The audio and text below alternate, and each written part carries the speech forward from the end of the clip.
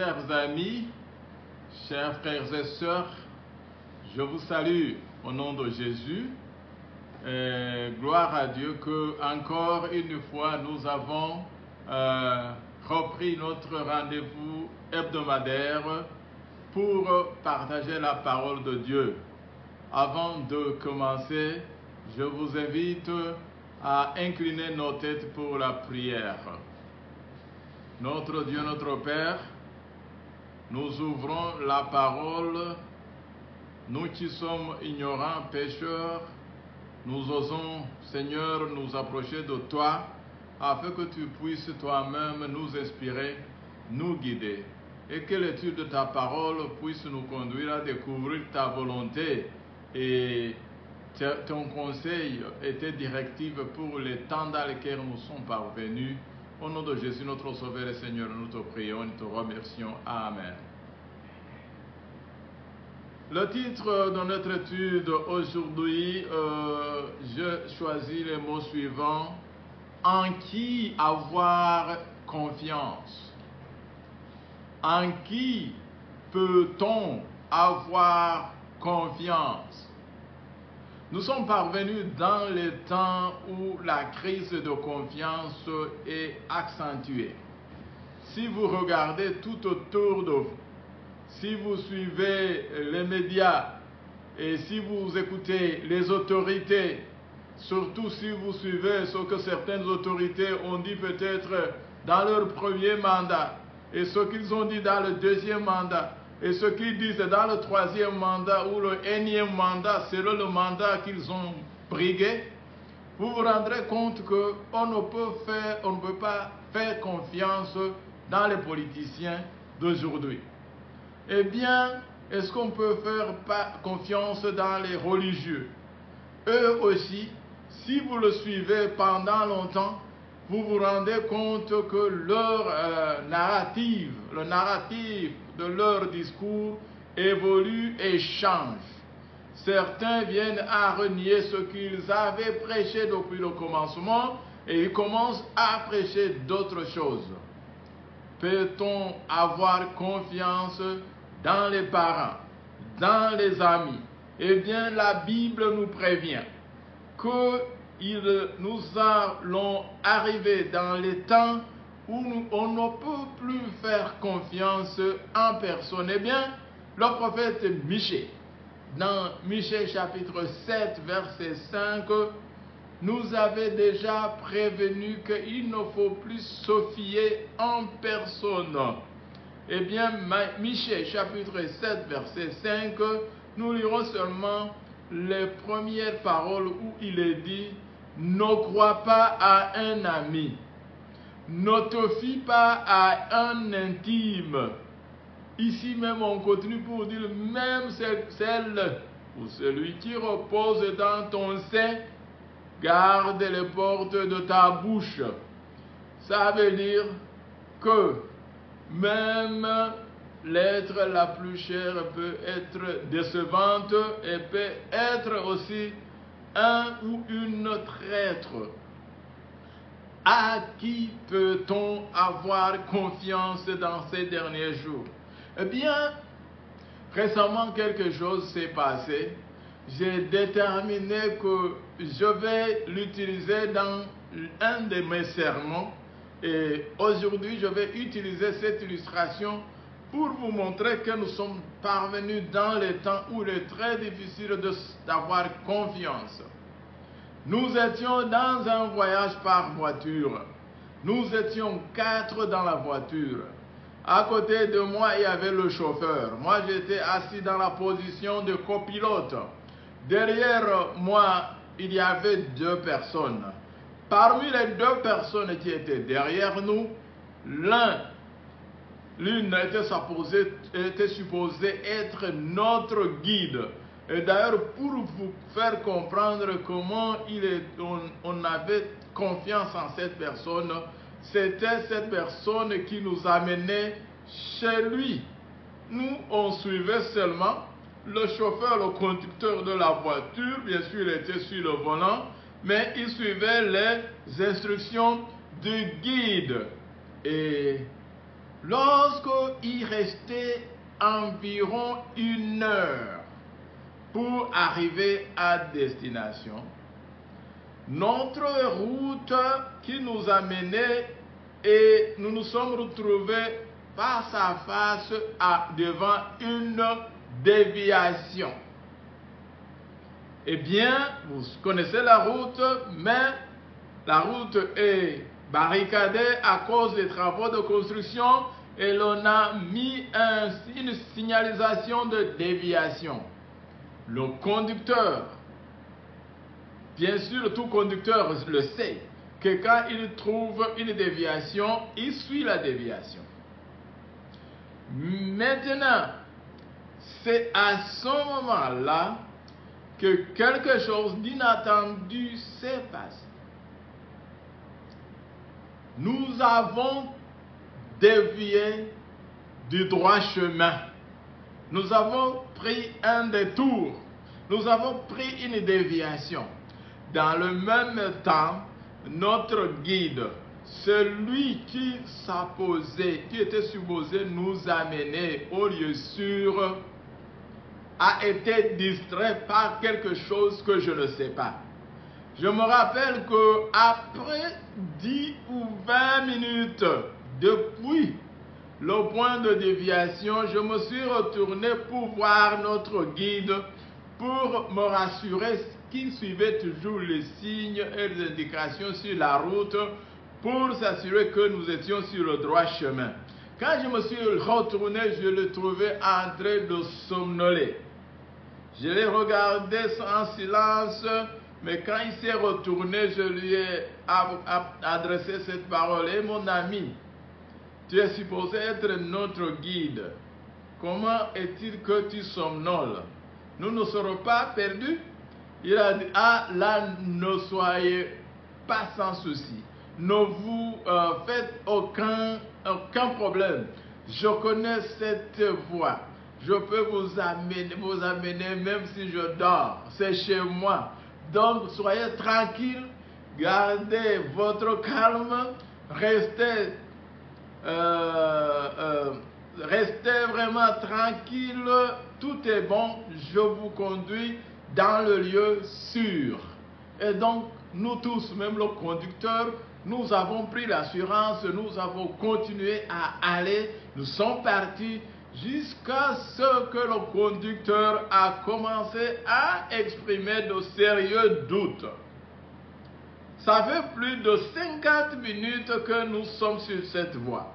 Et cette voie est en train de se rétrécir davantage, elle est en train de devenir petite et impraticable. Est-ce que vous êtes sûr que nous sommes toujours dans la déviation ou bien nous nous sommes trompés de route? Je vous assure, ce qui était supposé être 1 heure, quelques minutes de route, il était 10 heures quand nous avons attaqué la voie où il se trouvait la déviation. Nous avons marché jusqu'à ce que nous nous sommes rendus compte que nous étions tellement égarés que même notre guide ne savait plus où nous sommes. Nous avons dû nous arrêter pour commencer à demander les passants. Même les passants, on ne les trouvait plus. Il se pourrait que nous allions même nous retrouver dans un pays étranger sans nous rendre compte que nous avons dévié. D'ailleurs, l'endroit où nous étions, c'était près d'une frontière. Donc, facilement, nous allions nous retrouver sur la frontière ou bien même que la piste pouvait nous amener d'une façon discrète dans un autre pays qui n'a rien à voir de notre destination. La recherche de la voie que nous avons perdue et le fait que nous avons passé entre 3 et 4 heures d'égarement pour retrouver le vrai chemin qui enfin nous a ramenés à destination. J'ai taquiné beaucoup mon ami, mon guide. J'ai dit, tu es sûr que tu connais le lieu même quand tu sommeilles? tu peux nous amener au lieu sûr. Malheureusement, c'est ça la situation dans laquelle nous nous trouvons dans ces derniers jours. Nous avons des guides qui nous rassurent et ils nous disent, ne vous en faites pas, n'ayez pas de soucis, nous connaissons où nous allons vous amener au lieu sûr et même si vous voyez des turbulences, même s'il y a même des soucis, ne vous inquiétez pas, nous vous amènerons au lieu sûr et nous vous avertirons le temps venu. Est-ce qu'on peut faire confiance dans des guides politiques aujourd'hui? Est-ce que l'on peut faire confiance dans des guides religieux aujourd'hui? Est-ce qu'on peut faire confiance dans ses parents aujourd'hui? C'est en qui? C'est la question que nous sommes posées au départ. En qui peut-on faire confiance? Je vais vous inviter à lire avec moi dans le premier livre des Rois, chapitre 13. Eh bien, le premier livre des Rois, chapitre 13, c'est ce livre c'est ce chapitre qui a une histoire triste. J'ai utilisé déjà cette illustration, cette histoire dans un autre domaine sermon, mais ici j'ai pris un autre angle pour encore montrer comment on ne peut se fier en personne. Voici un homme de Dieu arriva de Juda à Bethel. Ici je vais m'arrêter pour vous montrer comment Bethel était dans le nord d'Israël. Bethel était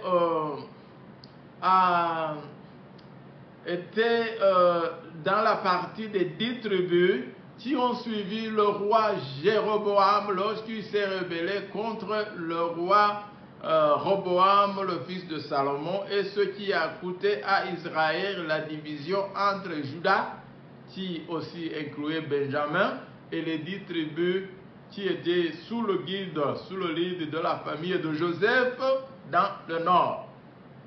Bien, maintenant, ceux du nord commencèrent à pratiquer l'idolâtrie et ils abandonnent l'adoration du vrai Dieu, ils abandonnèrent le culte du temple de Jérusalem et ils créèrent une autre diversion dans la foi hébraïque. Eh bien, voici qu'un homme de Dieu arriva de Juda à Bethel par la parole de l'Éternel. Pendant que Jéroboam se tenait à l'autel pour brûler des parfums. Alors l'homme de Dieu, il cria contre l'autel par la parole de l'Éternel et il dit, autel, autel. Ainsi parle l'Éternel, voici naîtra un fils à la maison de David, son nom sera Josias.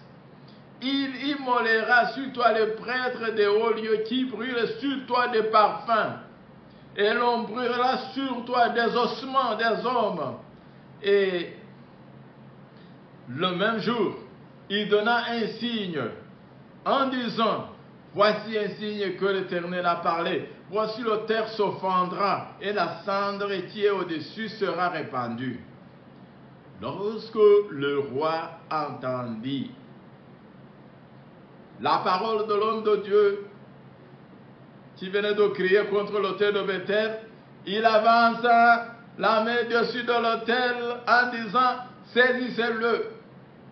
Et la main que Jéroboam avait étendue contre lui devint sèche et il ne put la ramener à soi. Et l'autel se fendit et la cendre qui était dessus fut répandue.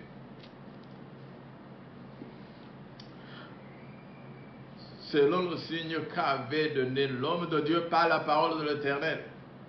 Alors le roi prit la parole et dit à l'homme de Dieu, implore l'Éternel, ton Dieu, et prie pour moi, afin que je puisse retirer ma main.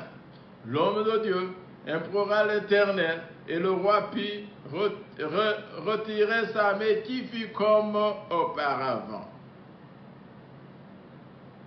Le roi dit à l'homme de Dieu, entre avec moi dans la maison. Tu prendras quelque nourriture et je te donnerai un présent. L'homme de Dieu dit au roi, quand tu me donneras la moitié de ta maison, je n'entrerai pas chez toi. Je ne mangerai point de pain et je ne boirai point d'eau dans ce lieu-ci, car cet ordre m'a été donné par la parole de l'Éternel. Tu ne mangeras point de pain et tu ne boiras point d'eau et tu ne prendras pas à ton retour le chemin par lequel tu seras allé. On pose ici. Bon, c'est normal que les prophètes chargés de messages de Dieu pouvaient aller et prophétiser. Ça, c'était quelque chose qui était commun en Israël. Et rien de surprenant. Rien même, je vais vous dire, rien même de surprenant que le roi veut le saisir. Parce que, mes chers amis, mes chers frères et ceux qui m'écoutez, si vous allez prêcher le message tel que Dieu l'a donné, si vous allez sortir pour annoncer le message sans le mélanger, sans l'adoucir, sans le rendre politiquement correct, comme c'est le langage aujourd'hui dans le monde, que même si tu parles, surtout dans le monde journalisme, médias, il faut être politiquement correct dans tes propos. Même si tu n'es pas d'accord, mais il faut au moins être en désaccord d'une façon un peu sage, intelligent, et où tu joues avec les mots tellement que ton audience ne découvrira même pas ce que tu as dit, ou bien ne se rendra compte de ce que tu as dit quand tu seras disparu. Non. Ici, l'homme de Dieu est chargé de délivrer un message clair et précis, et il doit rester fidèle au message qu'il a reçu. Et il ne doit pas se soucier des conséquences qui vont arriver quand il aura délivré le message. Saisissez-le. Ça pourra être la réaction du monde d'aujourd'hui quand tu vas livrer le message tel que Dieu l'a donné et non tel que tu penses que c'est bon de l'annoncer. Aujourd'hui, beaucoup de gens qui sont chargés d'annoncer le message de Dieu à un monde qui est en train de périr, au lieu d'annoncer le message de Dieu tel qu'il est, ils ont commencé à manipuler le message pour que le message ne puisse pas les créer des ennuis. Il y a des autres qui ont commencé à dire, voici, les gens aiment écouter ceci. Les gens aiment écouter cela, mais les gens n'aiment pas écouter ceci. Alors, pour que les gens nous écoutent, parlons en commençant par ce que les gens aiment écouter. Et quand nous nous rendrons compte que les gens ont déjà, sont habitués à nous écouter et à écouter la parole telle que nous l'annonçons, parce qu'elle n'a aucune différence de ce que les autres disent, alors nous commencerons petit à petit à glisser de petites vérités un peu particulières à notre foi. Ce n'est pas comme ça que l'ordre de Dieu fonctionne. L'ordre de Dieu fonctionne comme ça. Tu t'en vas, tu délivres le message que je t'ai donné et tu ne te soucies pas des conséquences. S'il y a un problème qui va naître du fait que tu as proclamé mon message, laisse-moi m'en occuper. Et c'est ça qui arriva quand l'homme y livrait le message venu de Dieu. Quand l'homme y proclamait la vérité telle que Dieu l'avait voulu, ont voulu le saisir. Mais vous voyez que la main qui était tendue pour le saisir, la première main qui donnait les instructions pour le saisir, la main sécha et la main ne put pas retourner. Alors qui va oser le saisir? Tout le monde se rend compte qu'il y a la puissance de Dieu qui entoure et qui accompagne l'homme de Dieu. Il n'y a personne qui peut le saisir. Maintenant, on rentre dans une autre phase. Mais avant de rentrer dans cette phase, il y a maintenant le roi et le diable. Je dirais, ce roi travaillait avec le diable. Le diable s'étant rendu compte que l'homme envoyé par Dieu est téméraire, il est fidèle à son message, il est entouré par une puissance infléchissable, alors le diable passe à une autre stratégie de voir corrompre l'homme de Dieu. Il dit, viens chez moi, mange chez moi, prends de l'eau avec moi, prends du pain avec moi et je vais te donner un présent. Combien d'entre nous qui auront sorti pour annoncer la bonne nouvelle et le message tout droit, comme on dit, straight testimony, le témoignage droit, le témoignage véridique. Combien d'entre nous sont, quand après avoir délivré le témoignage véridique, ou bien après avoir été confiés du témoignage véridique, ils sont séduits par les tentations du pouvoir, par les séductions de la gloire, par des présents. Aujourd'hui, certains ou beaucoup d'entre nous ont été chargés de son message salvatrice et de son message d'avertir le monde, de son message d'avertir le monde que le temps de la fin s'approche et que les gens doivent sortir de leurs péchés. Mais beaucoup d'entre ceux-là à qui le message a été confié commencent à chercher à faire une alliance avec ceux-là qui sont partis avertir. Parce qu'ils ont trouvé des présents là-bas. Parce qu'ils ont trouvé qu'on les a bien parlé. Oh, on m'a fait, je m'attendais qu'on allait m'exécuter, qu'on allait me tuer, qu'on allait m'écraser sur le champ. Mais non, ce sont des gens tellement gentils. Quand j'ai parlé le message, j'ai même parlé du sabbat, j'ai même parlé de la marque de la bête. Et quand j'ai fini, les gens étaient tellement gentils avec moi. Ils sont venus, ils ont dit, venez avec nous. On va causer un peu. Ils m'ont invité chez eux. On a causé, on s'est trouvés entre frères. Mes chers amis, ce ne sont pas nos ennemis, ce sont nos frères. Il y a beaucoup de choses que nous partageons en commun. Laissons de côté les petites différences et faisons l'amitié autour de ce qui nous unit. Combien de fois, mes chers frères et sœurs, vous avez entendu ce message proclamé par les grands? Ici, je parle des grands religieux de notre époque. Au lieu de délivrer le message tel que Dieu le veut, il y a beaucoup d'entre les grands prédicateurs, les grands messagers de Dieu, il y a beaucoup d'entre eux qui commencent à manipuler le message à cause des présents, à cause de l'attention qui leur a été accordée, à cause de la séduction du pouvoir, du luxe, de la pompe et de la séduction d'autres choses, opportunités des études, opportunités de voyage dans des villes ou dans des sites touristiques recherchés et séductrices. Et après ces séductions, ils commencent à dire, oh, je me suis rendu compte que ces gens que nous avons toujours qualifiés de ceci et de cela ne sont pas tellement comme nous les avons qualifiés. Mais, oh, je trouve qu'ils sont très gentils, ils sont accueillants. Et on commence à faire l'alliance avec ceux-là qu'on était supposé avertir. Une autre chose, avant que je ne m'égare très loin, parce que quelquefois je m'emporte. Une autre chose, c'est que comment vous allez me demander, comment Dieu va envoyer son prophète et il va le priver de manger et de boire? Comment est-ce que Dieu peut oser faire ça? Est-ce qu'il voulait que le prophète crève de faim? Pourquoi Dieu ne lui a pas donné cette chance au moins de manger, de boire? Qu'est-ce que cela allait lui faire?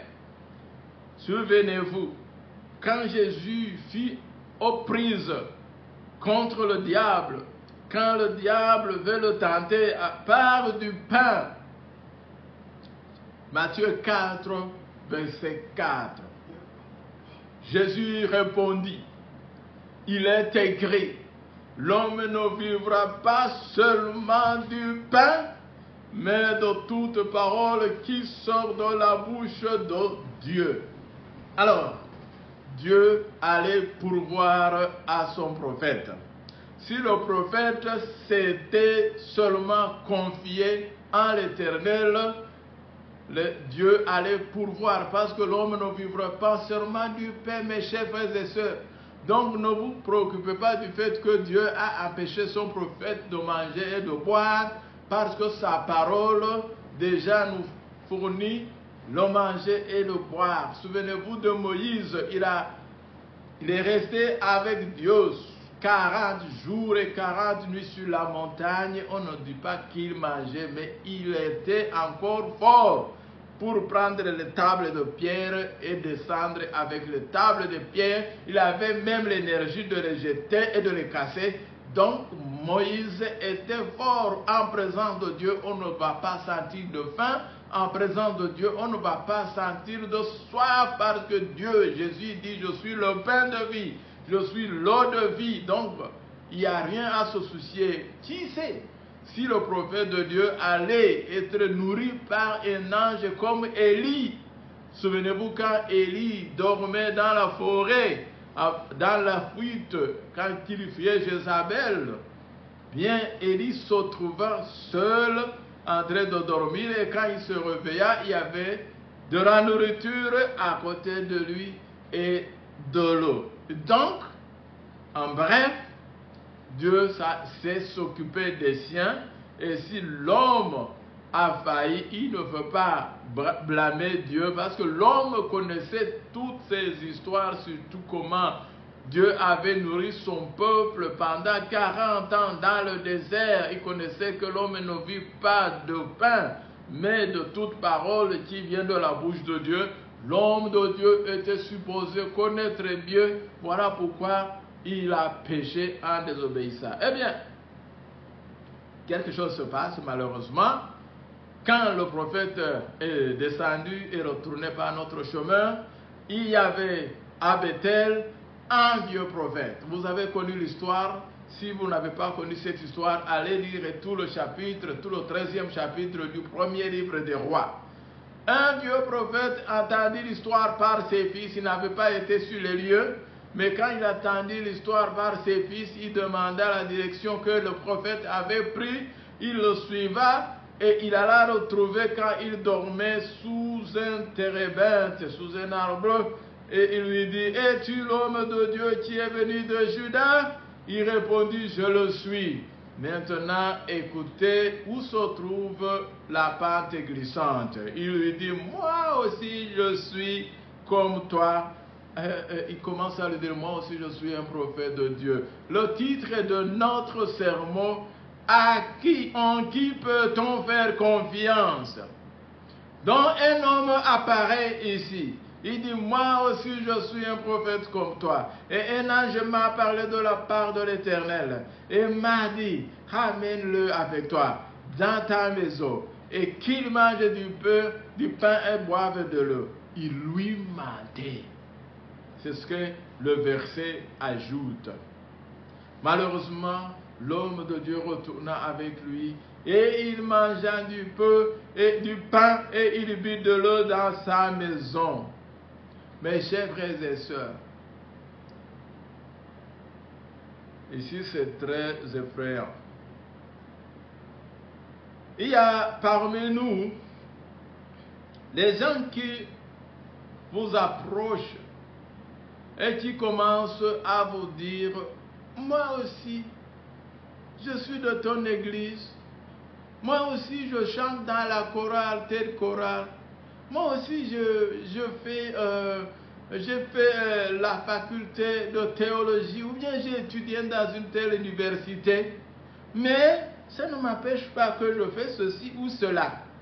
Et cela, comme ils ont étudié dans une telle université réputée pour être une université où s'enseigne la vérité, comme ils sont censés adorer dans une église que tu connais que c'est une église de bien, il y a des gens qui commencent à te flatter et à te parler. Et aujourd'hui, il faut faire beaucoup attention de qui tu écoutes. L'apôtre Paul avait averti l'église que quand je vais partir, il y aura parmi vous des séducteurs. Il y aura des gens qui sont des loups dévorants qui vont s'introduire parmi vous et qui ne vont pas épargner le troupeau. Les séducteurs ne vont pas nécessairement sortir des gens qui viennent de très loin, qui ne connaissent pas votre église, qui ne connaissent pas la doctrine que vous suivez. Ça pourrait être les gens qui connaissent bien la doctrine, mais qui l'ont déjà ajouté d'autres mélanges pour l'adoucir ou bien pour la rendre politiquement correcte. Et ils viendront vers vous pour dire, oh, vous avez appris ceci ou cela. Voici ce que maintenant, ce qu'on enseigne telle part. Et ils vont vous parler d'une grande école de théologie ou bien d'une grande école des érudits bibliques que tu vas dire, ah, tu as étudié telle part. Oui, j'ai étudié avec un tel, et je suis gradé avec tel titre, peut-être pasteur, ou je ne sais pas, je suis ancien de l'église, même dans telle église, je suis diacre, je suis ceci, je chante dans telle chorale. Tout cela ne devait pas vous faire dévier des instructions que vous avez reçues de Dieu, parce que quelqu'un vous apparaît en disant, moi aussi je suis de telle communauté, j'ai fréquenté telle école, je suis de quelle dénomination. Cela ne dit rien. Il y a même aujourd'hui, parmi nous, les gens qui ont suivi la sainte doctrine depuis le début, il y a parmi nous les gens qui ont commencé à chercher à aller un peu écouter ce que les autres prêchent. Et j'ai des amis qui me disent, mais tel prédicateur-là, il ne suit pas exactement notre doctrine. Mais quand il prêche, moi je vois il y a beaucoup de choses qui font plus de sens dans ce qu'il prêche. Et il commence à dire, oui, écoutez un tel révérend, écoutez tel apôtre, ou bien tel bishop, tel imam. Et quand il parle, vous voyez que vraiment il y a beaucoup de vérité dans ce qu'il dit. Laisse-moi vous prévenir, mes amis. Si vous allez même écouter le diable, il y a beaucoup de vérité dans ce qu'il dit. Souvenez-vous même quand le diable tentait Jésus, quand il a vu que Jésus répondait, il est écrit, il est écrit, il est écrit. Le diable est venu avec, il est écrit.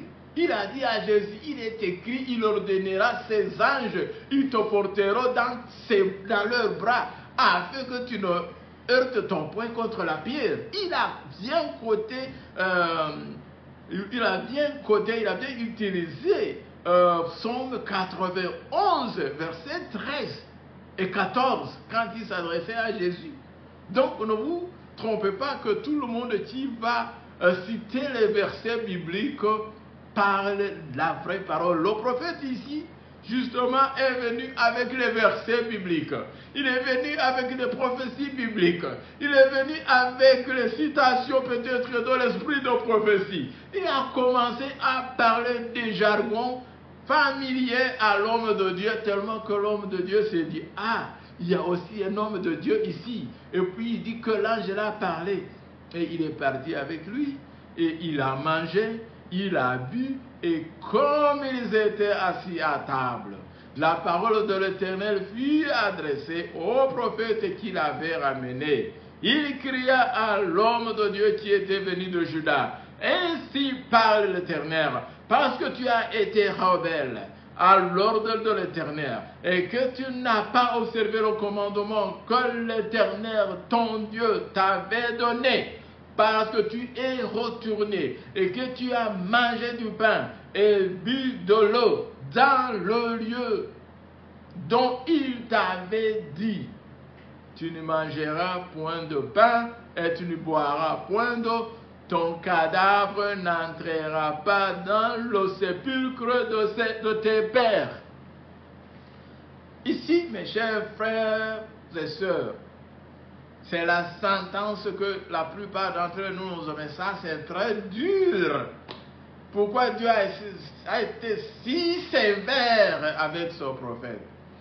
Mes chers frères et sœurs, si vous n'avez pas cru en Dieu, au moins ayez peur de Dieu. La parole de Dieu ne change pas. Jésus-Christ, il est comme il était hier, c'est la même chose qu'il est aujourd'hui et c'est comme il sera de l'éternité à l'éternité. Dieu ne change pas. Si quelqu'un s'adresse à toi pour te dire que ce que Dieu avait dit il y a 100 ans, ou bien il y a 500 ans, ou bien il y a 1500 ans, ou 2000 ans, ou 3000 ans, si quelqu'un vient te dire que cela a changé, que maintenant voici comment Dieu l'a dit, vous ne l'avez pas bien entendu dans le temps, ce n'est pas ça que maintenant Dieu dit. Dites-lui, vous êtes menteur, mon Dieu ne change pas, il est comme il a été hier et c'est comme ça qu'il sera demain. Sa parole reste véridique éternellement, elle ne change pas. L'homme de Dieu a fait le péché de douter de la véracité de la parole de Dieu. Il n'y a pas une différence entre l'homme de Dieu, de Judas, et Adam et Ève quand ils ont obéi le diable et mangé le fruit défendu. Mais ici même, c'est encore pire, parce que l'homme de Dieu, c'était un prophète de Dieu, et il savait que la parole de Dieu ne change pas, mais quelqu'un lui a dit que Dieu m'a dit que tu as changé ce que je t'avais dit.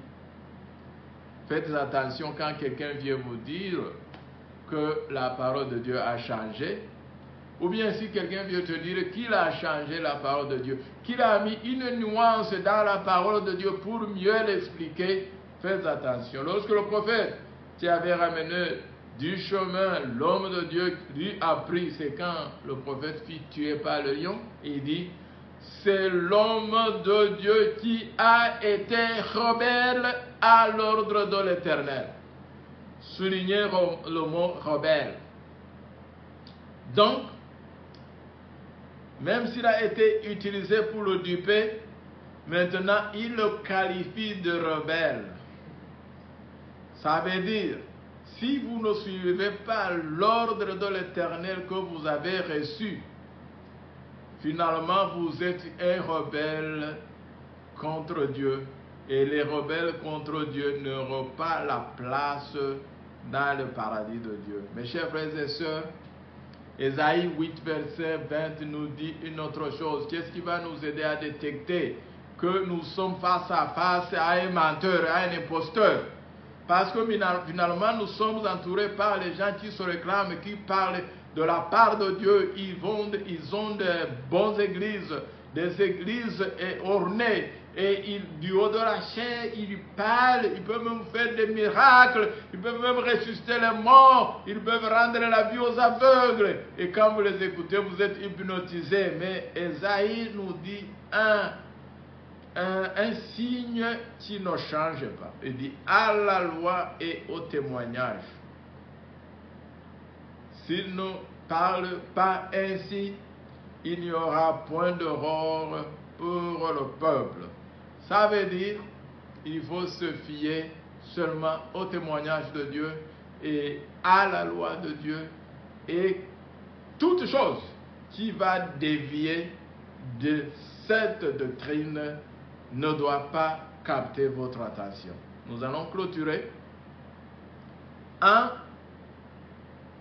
regardant 3 versets qui vont nous avertir et qui vont nous montrer que le peuple de Dieu doit rester vigilant et que Dieu ne va pas accepter la moindre corruption, le moindre compromis avec les ennemis de Dieu. Même si à un certain point, ils vont utiliser nos paroles, nos jargons, ils vont lire même nos livres. Oh, ils lisent Ellen White. Donc, finalement, ils sont comme nous.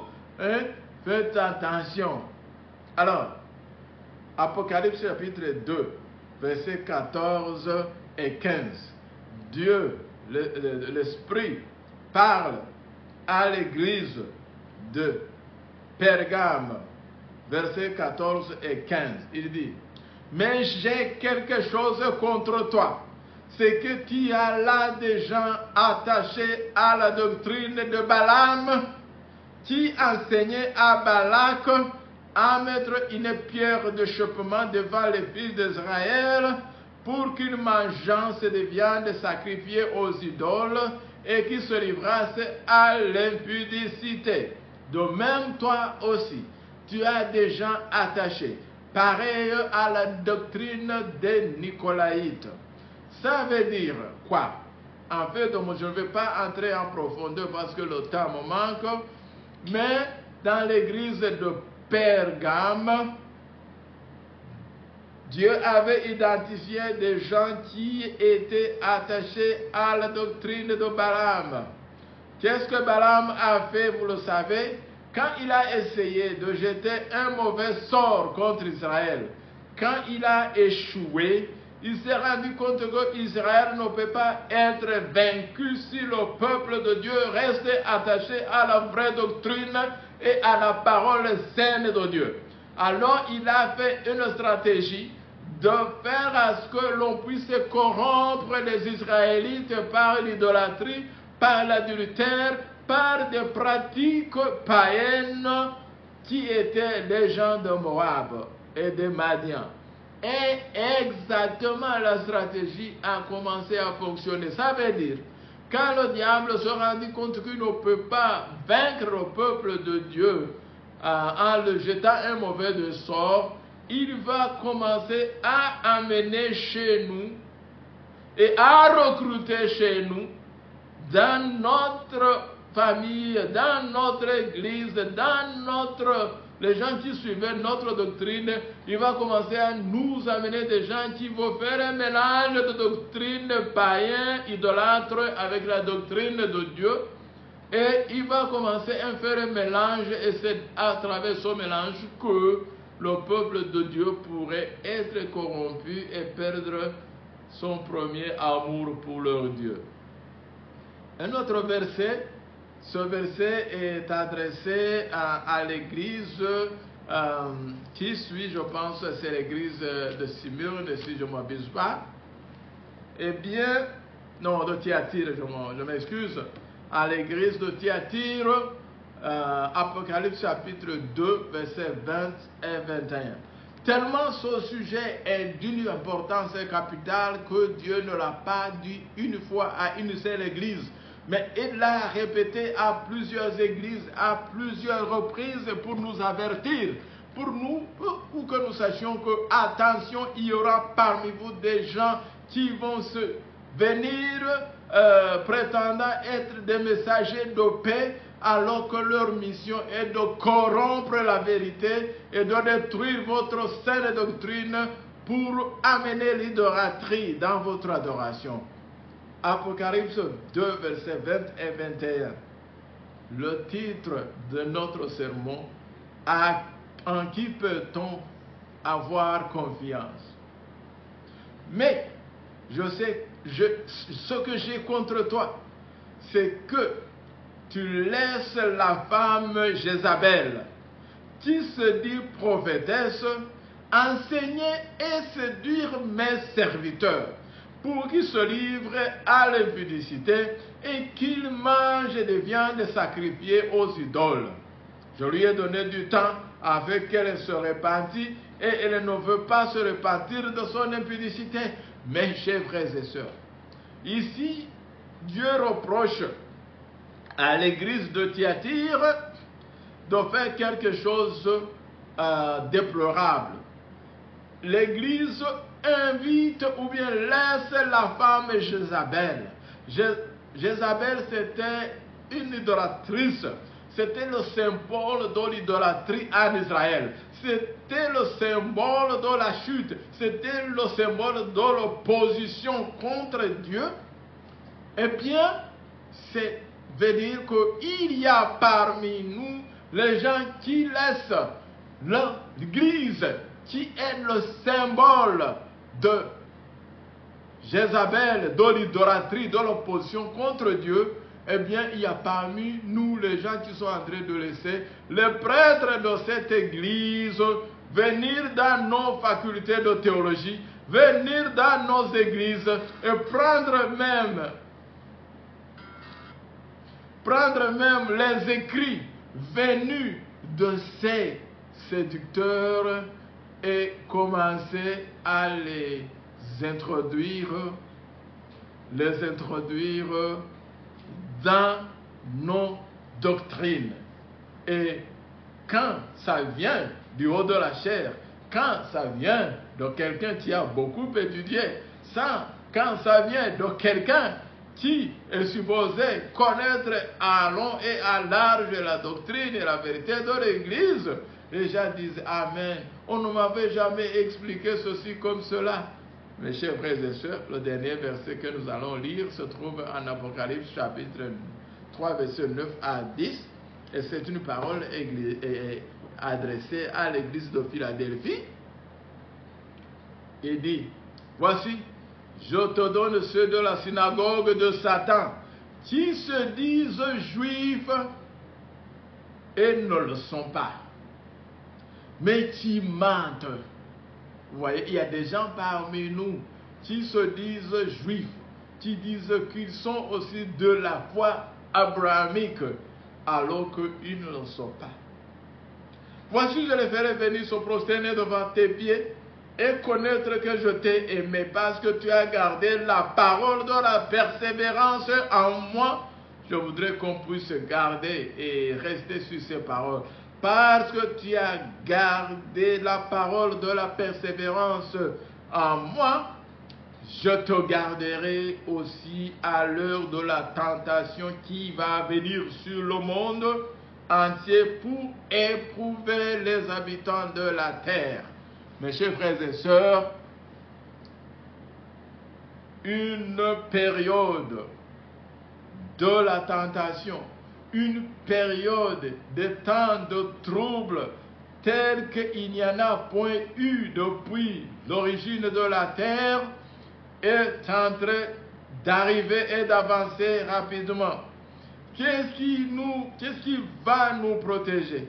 Qu'est-ce qui va nous garder contre les attaques diaboliques? Eh bien, mes chers frères et sœurs, nous devons garder la parole de la persévérance et nous devons la garder pure, sans la mélanger avec aucune des doctrines des démons, sans accepter les enseignements de ceux qui se disent juifs et ne le sont pas, sans accepter les enseignements de Balaam, sans accepter les enseignements de cette femme Jézabel, mais gardez la parole de la persévérance que vous avez reçue depuis le commencement jusqu'à la fin, et celui qui va rester fidèle jusqu'à la fin, la promesse dit qu'il sera couronné par Dieu de la couronne de vie. Ma prière ce soir, c'est que vous qui m'écoutez et moi-même,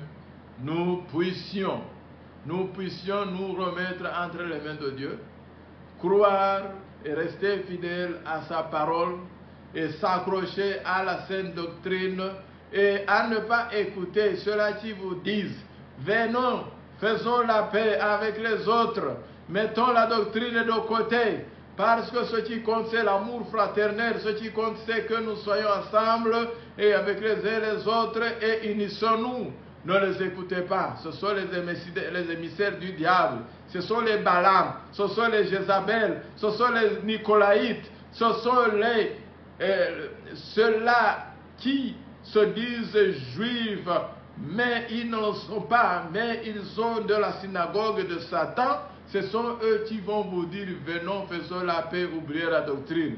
Mais gardons la parole de la persévérance jusqu'à la mort, et Dieu nous couronnera par la couronne de vie. Telle est ma prière pour vous et moi. Au nom de notre Sauveur et Seigneur Jésus, nous prions. Amen.